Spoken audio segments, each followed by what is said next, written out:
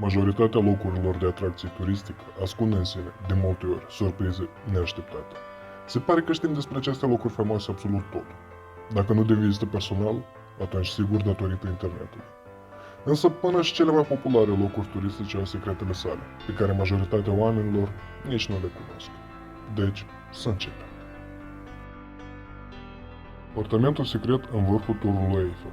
La cel mai înalt, al treilea nivel al turnului Eiffel din Paris, se află apartamentul ce a aparținut lui Gustave Eiffel, în care acesta primea oaspeții importanți.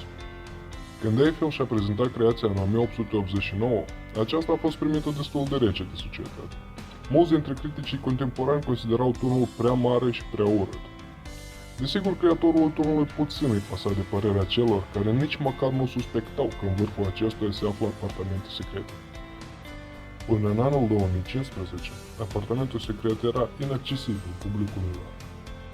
Camera micuță a lui Gustave Eiffel era amenajată romantic, cu tapet, mobilier din lemn și picturi în ulei. Eiffel folosea apartamentul său pentru a gusta din singurătate și pentru a se întâlni cu prietenii săi savanți. Acest apartament mic nu este unicul secret al turnului. Sub pilonul său de sud se află un buncăr militar, care din auzite conține tunele secrete ce duc la Academia Militară franceză și care au fost folosite de naziști pe timpul războiului pentru torturarea membrilor rezistenței franceze.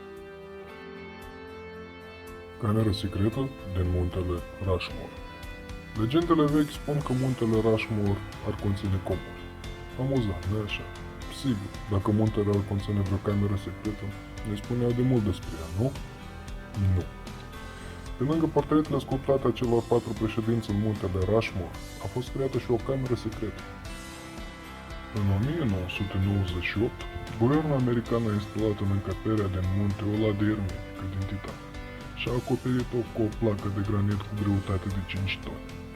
Acolo au fost puse copii ale documentelor istorice importante, inclusiv o copie a Declarației de Independență al SUA. Deci, în muntele Rushmore, într-adevăr, se păstrează comorile națiunii. Clădire goală în mijlocul Times Square. Anual, Times Square din New York este vizitată de aproximativ 37 de milioane de oameni. Datorită acestui fapt, ea se află pe locul 2 din cele mai vizitate atracții turistice din lume. Sună ireal să ascunzi o clădire întreagă într-un loc atât de aglomerat. Foarte puțină lume atrage atenția unui zgârienăr de 25 de etaje absolut gol, aflat chiar în mijlocul Times Square. Clădirea One Times Square a fost construită în 1904. Aici se afla redacția ziarului New York Times. Peste 8 ani, aceștia au părăsit clădirea. Ultimii proprietari a clădirii au dat faliment în 1992, după ce clădirea a fost vândută unei bănci de investiții, care, la rândul său, a transmis-o unei firme de publicitate. Această firmă a pus ecrane gigante pe fațadă și acum clădirea îi aduce cam 23 de milioane de dolari pe an. Chiar și în lipsa chiriașilor, cu excepția unei mici farmacii la parter.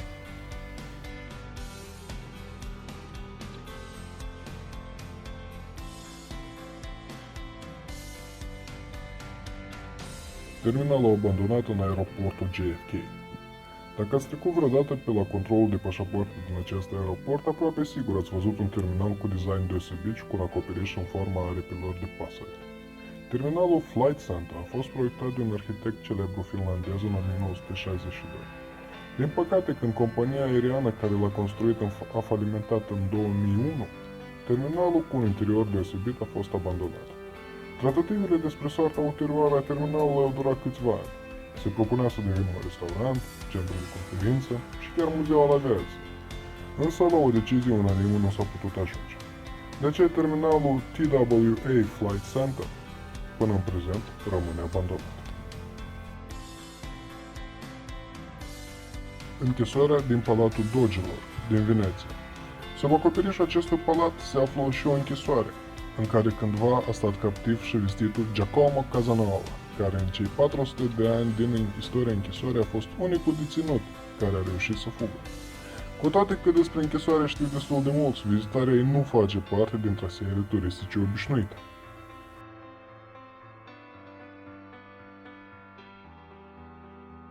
Camere secrete în piramide egiptene. Astăzi, datorită tehnologiilor contemporane, savanții pot scana construcțiile piramidelor egiptene și să creeze o hartă amănunțită a tuturor încăperilor din interior. Anume astfel, la cercetarea piramidei lui Cheops s-a aflat că în interior se află o încăpere de 120 de metri înălțime, despre care, până atunci, nu se știa. Această încăpere n-a fost singura, dar a fost cea mai mare. Etajul 103 al Empire State Building. Să știe că la etajul 102 al clădirii se află o platformă, de unde poate fi admirat New Yorkul. Însă orașul poate fi admirat și pe etajul 103, unde se află o cameruță mică cu un balcon josuț. Accesul către această cameră este deschis numai persoanelor faimoase și importante. Camera de baie a Cardinal, Palatul Papei din Vatican. Baia a fost pictată de Rafael Santi și ucenicii săi în 1516 și făcea parte din apartamentele cardinalului Bibian. Momentul picant este că scenele pictate sunt foarte departe de a fi pudice. Intrarea în baie este din fostul dormitor al cardinalului, unde astăzi se află camera în care papa se întâlnește cu președinții diferitor țări. Apartamentele secrete din Castelul Cenușărese. În Castelul Cenușărese din Disneyland este o cameră cu pat mare și o canapea. Tot aici este un jacuzzi și un geam cu vitrale. Chiar dacă camera arată ca un număr din hotel luxos, nu există o sumă pentru care ați putea petrece aici o noapte. Însă, aceasta se poate câștiga. Tragerile la sorți a acestui câștig neobișnuit au loc în fiecare ianuarie. Balconul din torța Statuii Libertății. Până în 1916, spre balconul Statuii Libertății ducea o scară. Însă în 1916, torța a fost avariată prin explozie și accesul turiștilor pe acest balcon a fost interzis pentru totdeauna. Și astăzi rămâne, cu toate că în 1986 torța a fost înlocuită cu una nouă.